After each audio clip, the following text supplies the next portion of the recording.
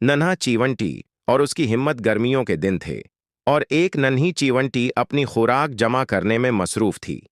वो अपने बल से बाहर निकली और एक बड़े टुकड़े की तलाश में चल पड़ी। काफी तलाश के बाद उसे एक मीठा चीनी का दाना मिला। वो बहुत खुश हुई और उसे उठाने की कोशिश करने लगी, लेकिन वो दाना उसके जिस्म से बहुत बड़ा था।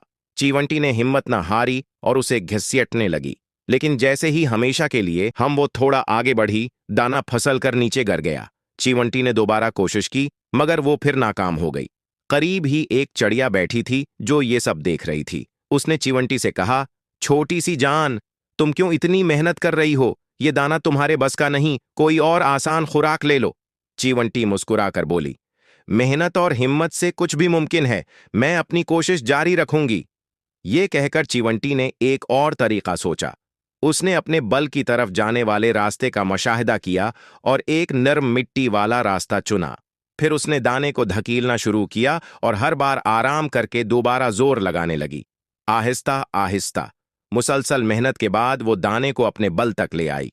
चिड़िया हैरान रह गई और बोली, वाकई, अगर हिम्मत हो तो कुछ भी मुमकिन है। चिवंटी ने मुस्कुराकर कहा, बस मेहनत और सब्र चाहिए।